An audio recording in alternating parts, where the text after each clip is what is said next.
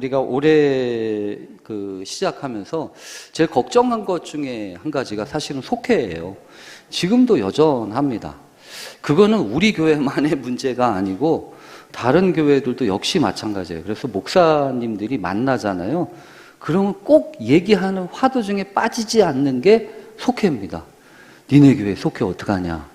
니네 교회 우리 속회 어떡하냐? 그래서 목사님들이 각양각색의 방법을 얘기를 해요. 실제로 아마 여러분도 기억하실 겁니다.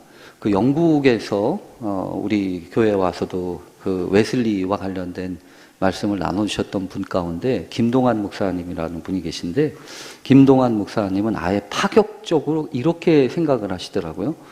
어떻게 하면 좋겠냐? 그랬더니 속회는 하고 싶은 사람만 하게 해야 된다, 이렇게 얘기를 하더라고요.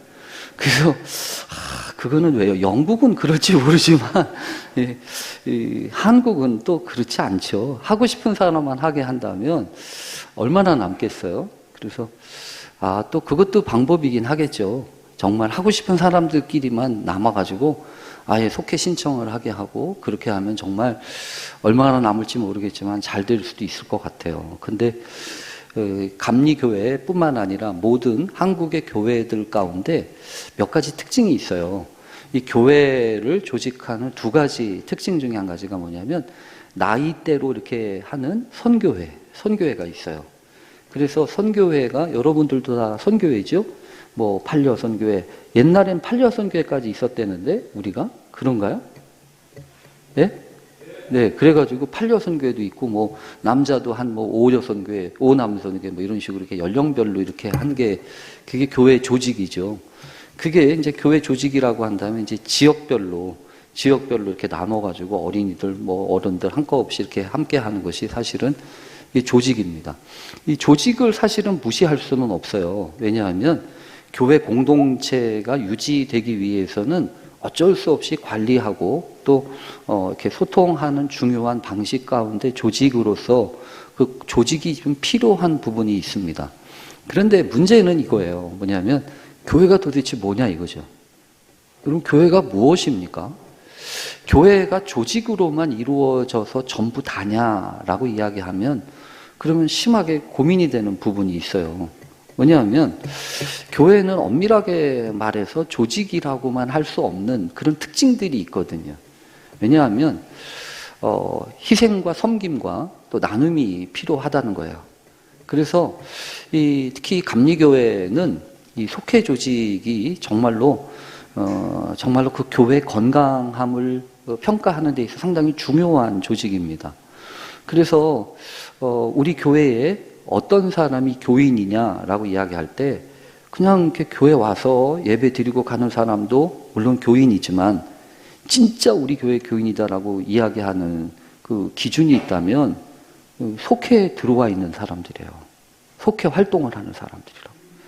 그러니까 속회에 참여하고 속회 모임을 통해서 연락이 되고 또 이 속회를 통해서 서로 이렇게 기도 제목을 나누고 또 함께 왔냐고 혹시 무슨 일 없냐고. 그래서 이 속회는 상당히 중요한 정신을 가지고 있고 또 교회 목회나 교회 조직 가운데 상당히 중요한 일을 차지합니다. 그 일을 우리 속장님과 부속장님이 지금까지 해주신 거예요. 너무너무 감사드립니다. 그리고 주보를 보시면 여러분들이 얼마나 느끼시는지 모르겠는데 저는 많이 느껴져요. 뭐가 느껴지냐면 이번 주는 조금 덜한데 사실은 계속해서 작년보다 여기가 비어있는 게 많이 없더라고요. 아시나요? 예전보다 상당히 많은 부분들이 속회 보고라든지 이런 것들을 통해서 이렇게 주어지는 것을 보면서 야, 이거 속장님들, 부속장님들이 참 애쓰고 계시다라고 하는 생각이 들어서 우리 속장님, 부속장님께 먼저 정말 감사를 드립니다. 어떤 분들은 그럴 거예요. 내가 속장이래, 내가 부속장이래. 자기가 부속장인 거, 자기가 속장인 거를 깜짝깜짝 놀라는 분들도 혹시 계신지는 모르겠어요. 내가 남자들이 가끔 그런 꿈 꾼다면서요.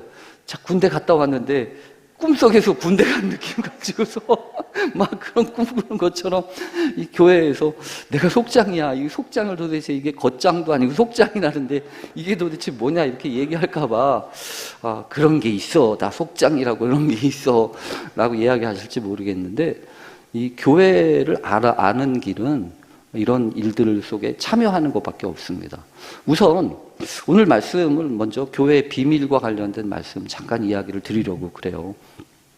뭐냐 하면 저도 이 목회를 30년 한 거 이제 여러분들이 축하해 주셔서 너무 감사하고 저도 알고 있는데요. 시간이 갈수록 아, 교회 잘 모르겠다라는 생각이 들 때가 많아요. 이거는 여러분 사는 것도 마찬가지더라고요. 사는 것도 마찬가지예요.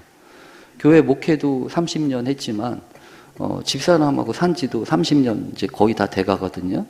근데 가끔 보면 제가 집사람을 잘 아나 이렇게 생각을 해보면 뻔쩍뻔쩍 놀래요. 뭐냐면 내가 모르는 부분이 너무 많아요. 내가 모르는 부분이 너무 많아요. 그래서 이 여자가 내가 아는 여자가 맞나? 라는 생각이 들 정도로 요즘에는 놀라는 것보다 아유 참 고생이 많았다 라는 생각이 듭니다. 그래서 참 무지하게 감사하고 우리 집사람은 어떻게 생각할지 모르지만 저는 다시 태어나도 이 여자하고 같이 살 거다 이런 생각. 저 여자는 안 그럴 것 같아요. 그럴 것 같아요. 근데 어쨌든 있잖아요. 뭐가 있냐 하면 알아가는 게 그게 기쁨이더라고요. 알아가는 게. 옛날에는 뭐 다 알지 뭐 이렇게 생각을 했는데요. 요즘엔 그렇지 않아요. 사실은 몇 년 전부터 집사람하고 몰래 하는 일이 있어요. 뭐냐면 아침에 요즘엔 좀 이제 무슨 일이 있어 좀 뜬해진 것 같은데 새벽 기도 끝나고 옛날에는 뭐 이제 뭐 저희 아시겠지만 이제 집도 멀고 그래가지고 뭐 저도 늦게 들어가고 뭐 늦게 나오고 뭐 이렇게 뭐 만날 수 있는 기회가 많지 않았는데 여기는 뭐 코 닿으면 집이잖아요. 여기 코 닿으면 집이기 때문에 뭐 이게 도망갈 데도 없고 그러거든요. 근데 그러기 때문에 더더욱이나 참 필요한 부분들이 이렇게 알아가는 거죠. 그래서 요즘에는 이렇게 한 7시쯤에 이제 제가 이제 이런 일 저런 일 다 하고 커피를 내리든 뭘 내리든 이제 내려놓고 여보 우리 차 한잔 하자 이래요. 그러면 7시에서 7시 반 사이에 이제 내려와요. 그럼 저기서 여러분 그때 오세요. 그때 오면은 정말 좋아요. 뭐가 좋으냐면 이 뒷뜰 있잖아요. 뒷뜰이 그렇게 좋을 수가 없어요. 조용하고 그늘도 지고 바람도 쐬고 그래서 야 여기가 천국이지. 그런데 더 천국은 뭐냐면 그 천국에 당신이 있다는 거야. 그 천국에 당신이 있다는 거야. 아니 여러분 생각해 보세요. 이거는 저 얘기가 아니라 여러분 얘기예요.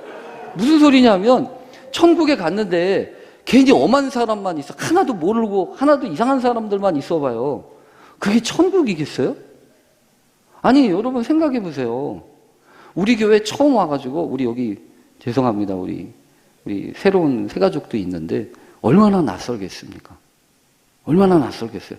도대체 저 목사님이 지난번에 한번 만나더니 오후 예배도 참석하라고 그래가지고 갈 수도 없고 빨 수도 없고 지금 오후 예배도 참석하고 계신데 뻘쭘하게 앉아가지고 그나마 여기서 옆에서 이게 딱 도망도 못 가게 옆에서 옆에서 도망도 못 가게 딱 옆에서 앉아주고 계시잖아요. 근데 여러분 생각해 보세요. 천국에 갔는데 관계가 아무것도 없다.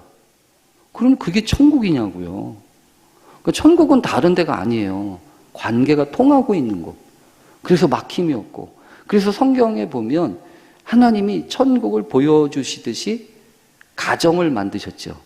그리고 가정을 남자와 여자로 만드셨고 발가벗어도 부끄럽지 않았던 게 처음에 만드셨던 그 가정의 원형이잖아요. 그러니까 여러분 성경에 나와 있는 것은 그거는 그냥 한 게 아닙니다. 나중에 반드시 그렇게 회복시키겠다고 약속하신 하나님의 비전이고 꿈이고 소망이에요. 그래서 천국에 가면 여러분 분명히 그럴 겁니다. 부끄럽지 않아요. 더 이상 숨길 것도 없고 더 이상 뭐 감출 것도 없고 그 모든 것들이 다 이렇게 받아들여져서 당신이 있는 거 내가 알고 나도 당신이 알고 그러면 그런 관계 속에서 느끼고 경험하는 것이 그게 하나님의 나라이지 않겠습니까? 그런 일들을 여러분 사실은 우리 속회에서, 우리 모임에서 하자고 하는 게 하나님 나라의 운동이에요.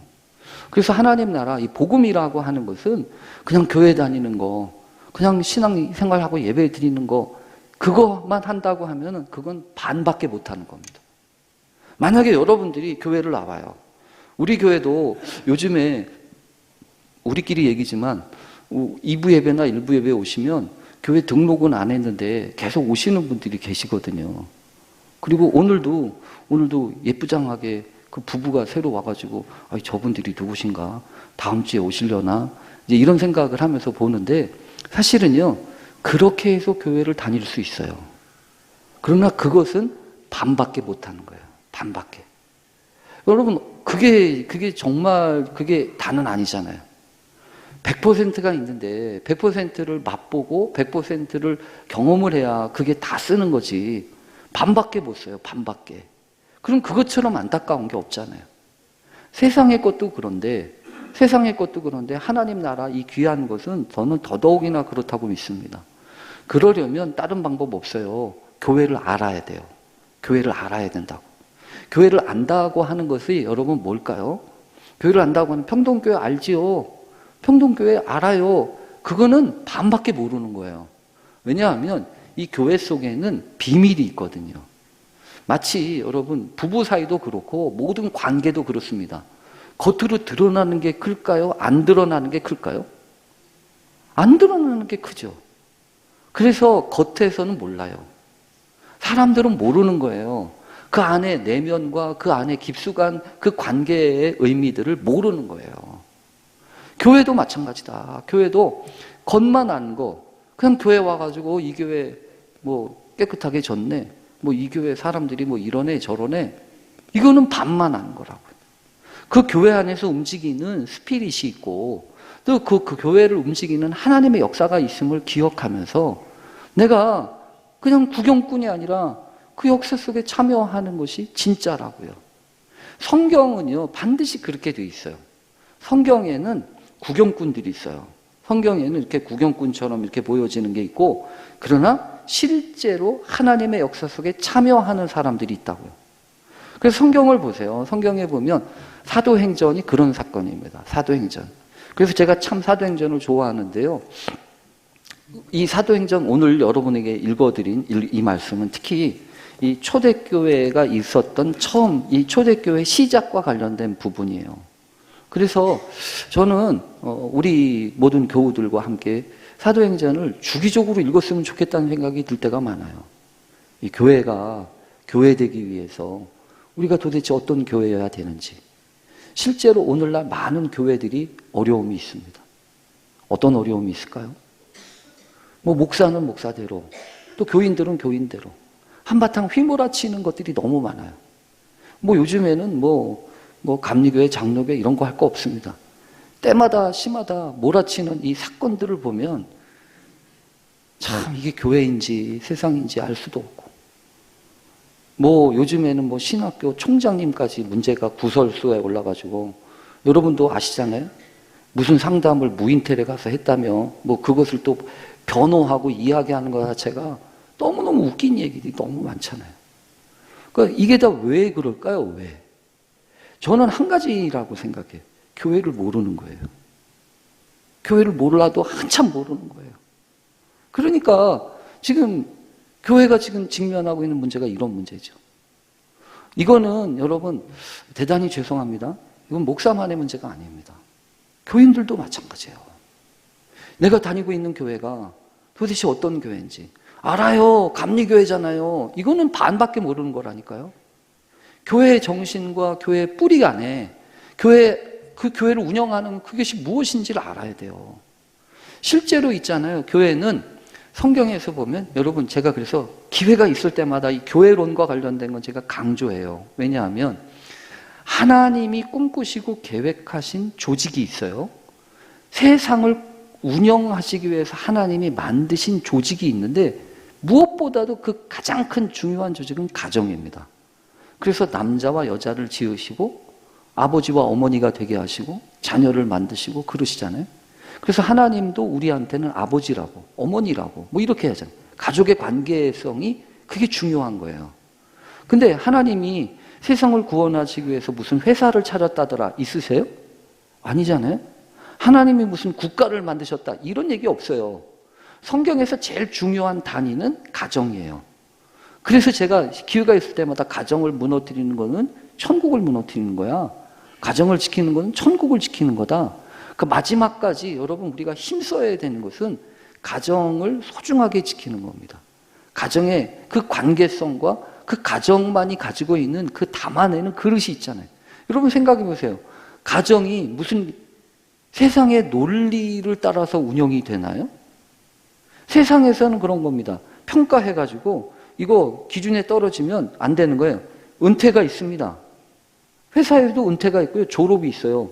근데 가정에도 졸업이 있나요? 가정에도 입학 있고 졸업이 있냐고요? 없어요. 가정은요, 그냥 떨어지는 거예요. 가정 준비해서 살아가면서 함께 나누는 거 아닙니까?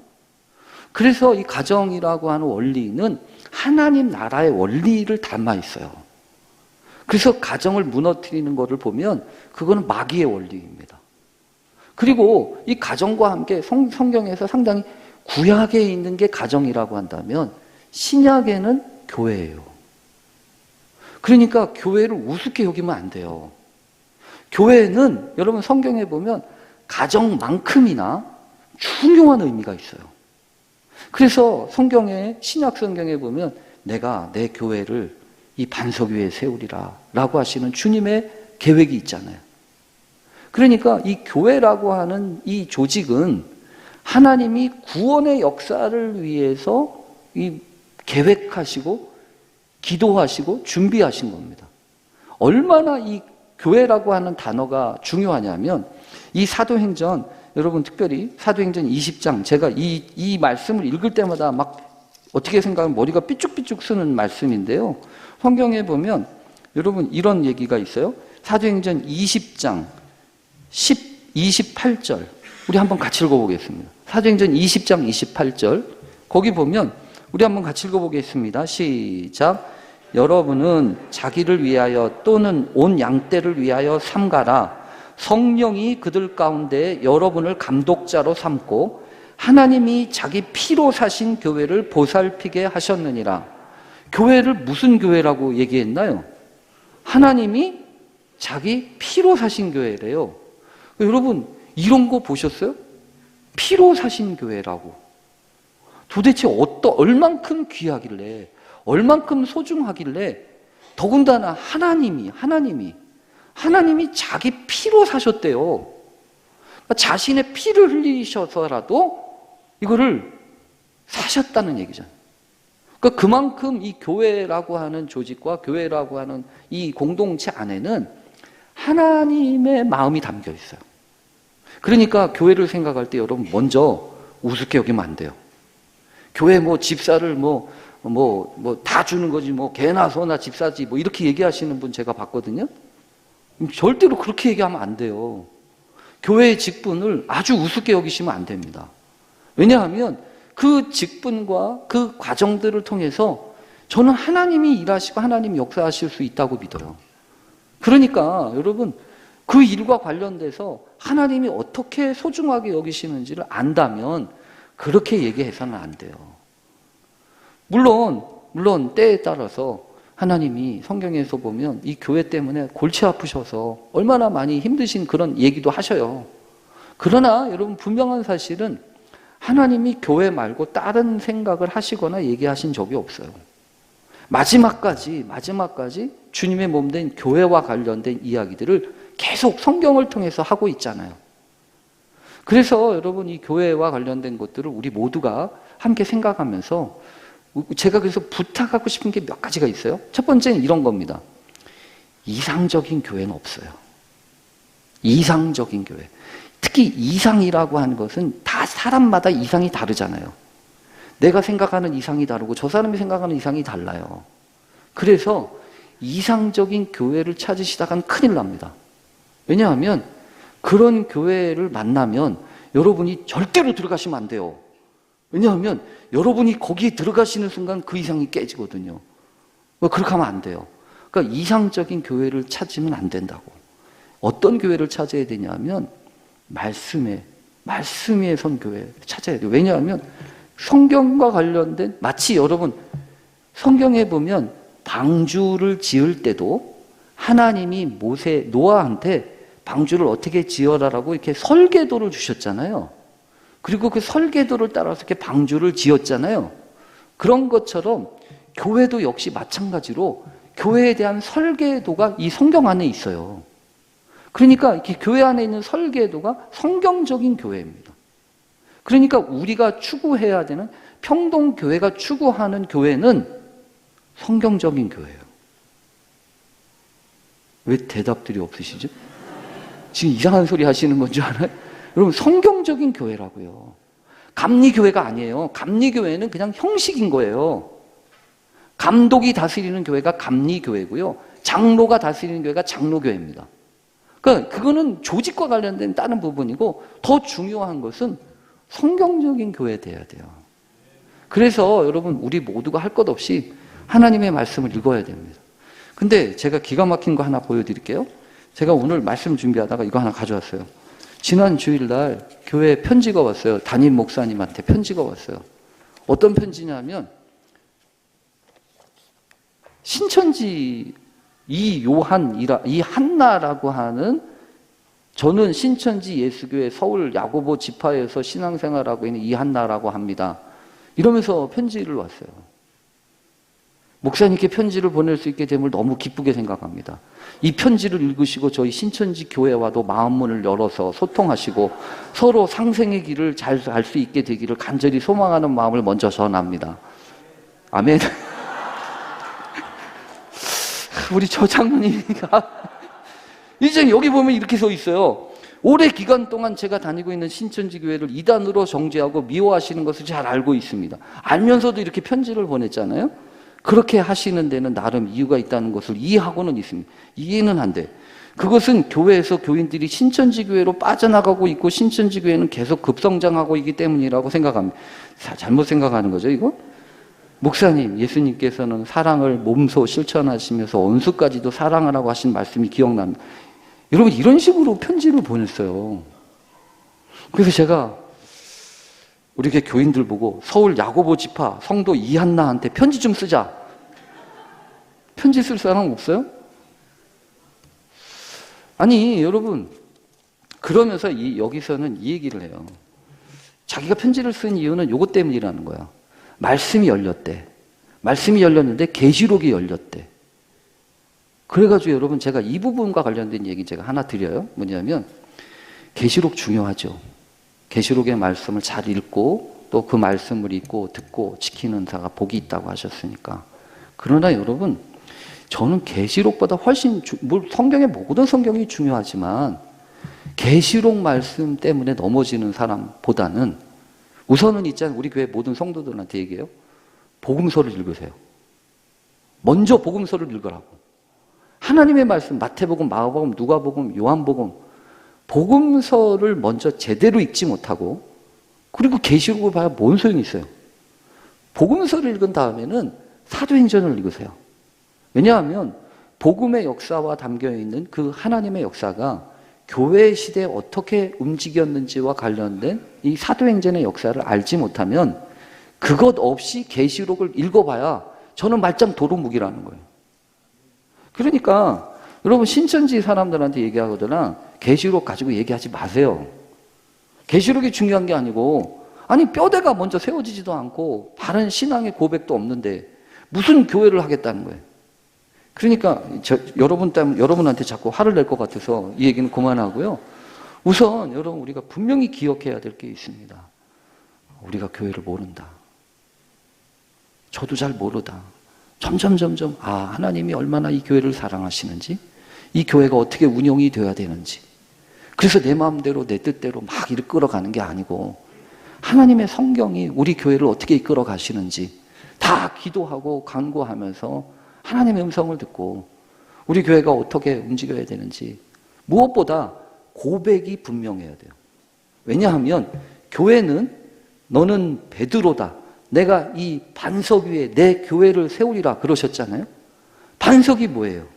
반석이 베드로라고 하는 사람이 아니라 그 인격 위에, 베드로가 신앙으로 했던 그 고백 위에 세워지는 거예요. 그래서 모든 건강한 교회, 이 성서적인 교회는 고백교회입니다. 신앙의 고백 위에 세워지는 거예요. 그래서 내 신앙의 고백이 무엇이냐? 내가 무엇을 고백하느냐? 그 고백 중에 한 가지가 사도신경이잖아요.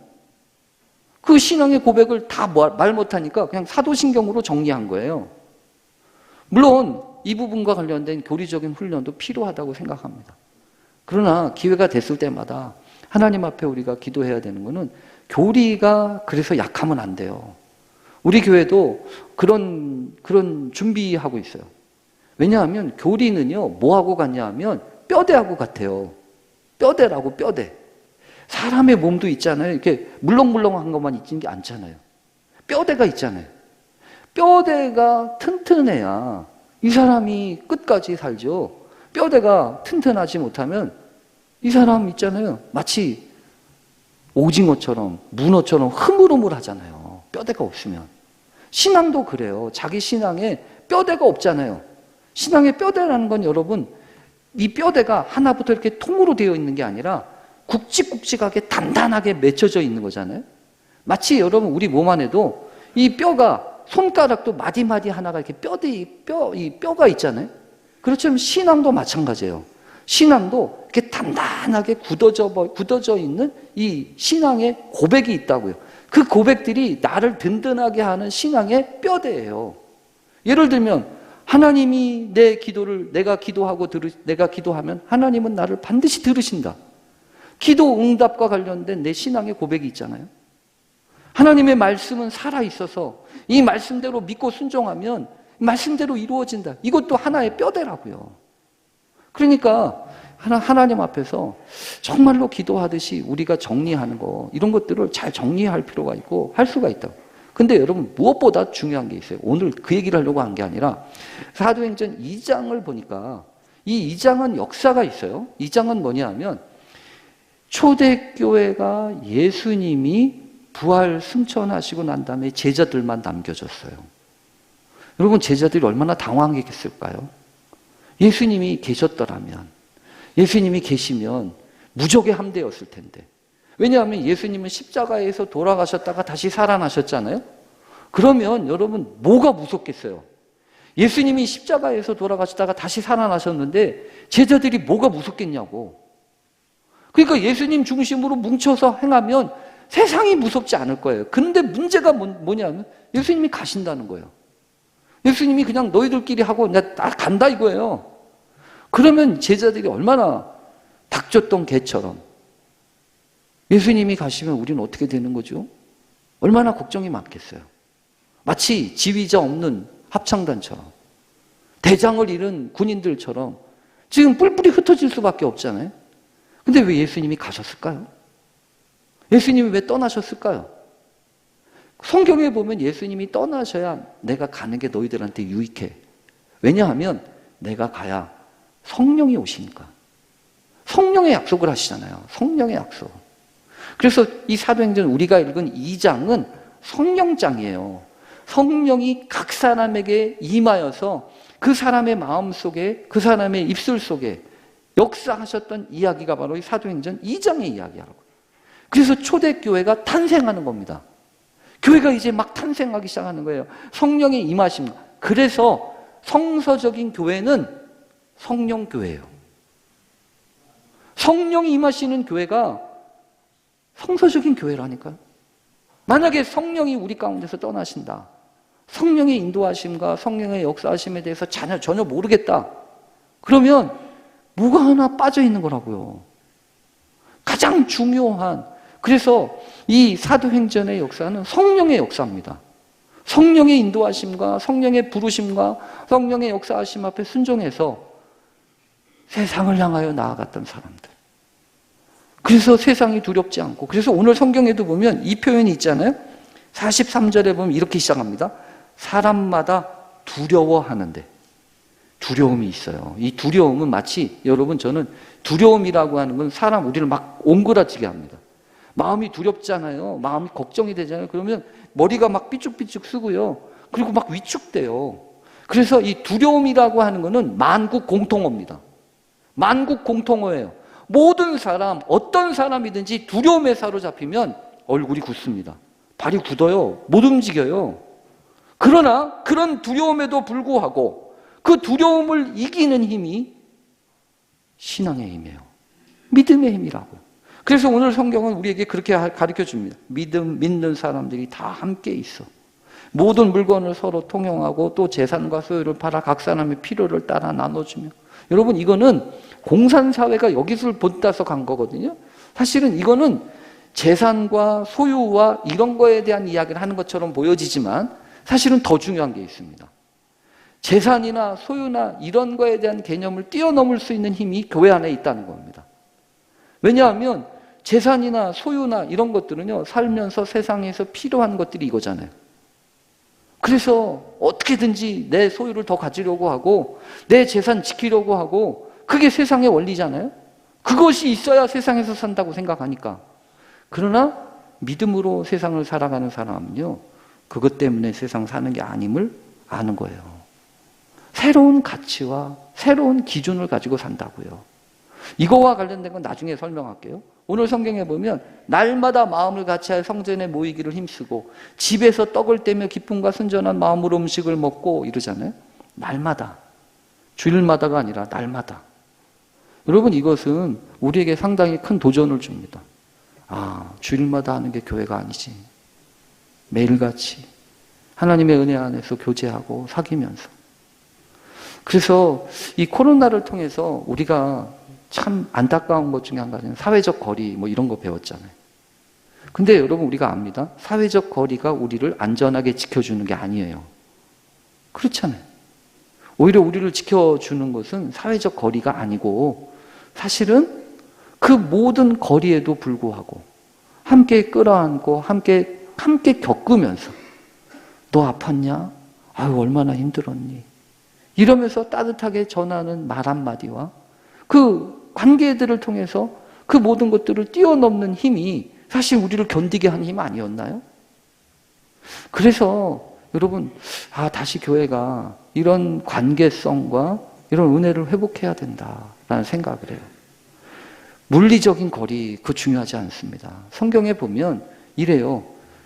마지막 때가 되잖아요. 마지막 때가 되면 이렇게 얘기합니다. 뭐라고 얘기하냐면 두 사람이 밭에 있으며 한 사람은 데려감을 당하고 한 사람은 버려둠을 당한다고 얘기했잖아요. 심지어 맷돌질을 두 사람이 하는데 한 사람은 데려감을 당하고 한 사람은 버려둠을 당한다. 맷돌질이라고 하는 거 여러분 아시잖아요.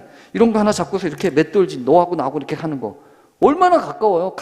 근데 가깝다고 문제가 해결된 게 아니에요.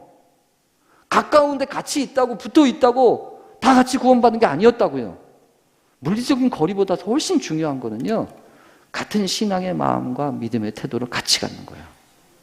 그래서 여러분, 우리 교회 위해서 기도해 주세요. 속회, 앞으로 이 속회 잘해야 될 텐데, 이 속회 모임을 통해서 같이 신앙을 나누고 함께 성장해야 될 텐데, 하나님, 우리 교회 속회를 통해서 신앙의 훈련이 되고 또 나눔이 되고, 그래서 오늘 성경에 보면 그래요. 날마다 성전에 모이기를 힘쓰고 집에서 떡을 떼고 기쁨과 순전한 마음으로 음식을 먹고, 결국 이게 무슨 얘기겠습니까? 하나님의 말씀을 나누고 서로 격려하면서 평생 하나님과 동행했다는 얘기예요. 그러니까 우리 평동교회 오신 분들은 여러분 영락 없어요. 평생이에요. 평생. 주님과 동행하면서 함께 하늘의 소망과 꿈을 가지고 하나님 이 어려움, 이런 일들, 저런 일들 다 이겨낼 수 있게 해주세요. 특별히 전반기 너무너무 수고들 하셨습니다. 그런 가운데서 속해 모이시느라고 교회 가면 왜 이렇게 바쁜지 말이야. 이것도 하고 저것도 하고 그러면서 속해도 한다고 애쓰신 거 알아요. 그러나 여러분들이 그렇게 해주셔서 이 속해 모임을 통해서 서로 교제하고 또 같이 나누어 주면서 함께 일어서고 함께 또 하늘의 소망을 간직하게 되는 줄로 믿습니다. 끝까지 믿음으로 함께 교제하고 나누면서 더욱 든든하게 세워지는 우리 평동교회 될 수 있기를 간절히 바랍니다.